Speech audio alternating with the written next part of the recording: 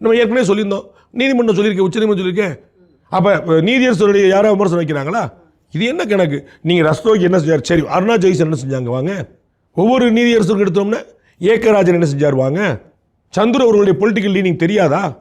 போராடம் பூரா புத்தகத்திற்குள்ளால வந்து அவர் இந்து மதத்துக்கு எதிராக பேசுகிறத நம்ம கண்கூடாக பார்க்கலையா? அவர் லெஃப்ட் லீனிங் இருக்குன்னு தெரியாதா? அவர் லெஃப்ட் லீனிங் உள்ளவரும் தெரிஞ்சுதான் நீதிமன்றத்தில் உட்கார்ந்தாரு. நீதிமன்றத்தில் உட்காரும்போது தமிழ்நாடு கொண்டாடிச்சா விமர்சிச்சுதா?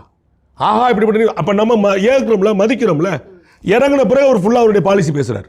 நம்ம என்ன நம்புகிறோம்? அங்கே உட்கார்ந்துருக்கும்போது நியூட்ரலாக இருந்திருப்பாரு. ரைட். அப்போ உங்களுக்கு அவர் நியூட்ரலாக நீங்கள் அப்பீல் போங்க, வாய்ப்புகள் இருக்குல்ல. எங்களுக்கு இவர் மேலே நம்பிக்கை இல்லை, நம்ம பார்த்துருக்கோம்ல. இந்த அமர்வு விசாரிக்கக்கூடாது, அமர்வு மாற்றுங்க கேட்டிருக்கோம்ல.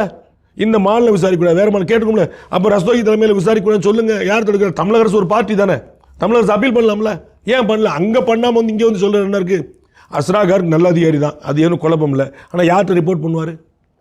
தமிழக அரசுடைய உள்துறை செயலர் ஏற்கனவே எல்லாம் பேட்டி கொடுத்து முடிச்சிட்டாங்க. உள்துறை செயலர் சொன்னது பூரா தப்புன்னு ரிப்போர்ட் கொடுத்துருவாரா? உள்துறை அமைச்சர் எல்லாம் சொல்லிட்டாங்களே, உள்துறை செயலர் எல்லாம் சொல்லிட்டாங்களே, அப்புறம் என்ன இருக்குது? அப்போ இந்த இடத்துல வந்து அஸ்ராகாருக்கு நியாயமானவரா நியாயமற்றவராங்கிறது இல்லை. அமுதா ஐஏஎஸே நியாயமானதில் அவங்களுக்கு குழப்பம் இல்லை. இது வரைக்கும் அவங்கள அந்த மாதிரி யாரும் விமர்சனம் பண்ணதில்லை. அமுதா ஐஏஎஸோடைய நேர்மை இது வரைக்கும் யாரும் விமர்சனம் பண்ணி வந்ததில்லை. அது செப்பரேட் பண்ணிட்டு இங்கே சம்மந்தம்லாம் கொண்டு வரீங்க.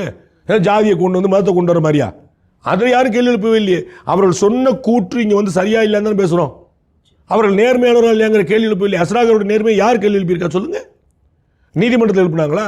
அவங்க டிரான்ஸ்பரன்சி வேணுங்கிறக்காக சொல்கிறாங்க. சிபிஐ தான் விசாரிக்க போகுது. சிபிஐக்கும் ஒரு செக் வைக்கிறதுக்காக ஒரு நீதிபதி தலைமை வைக்கிறாங்க.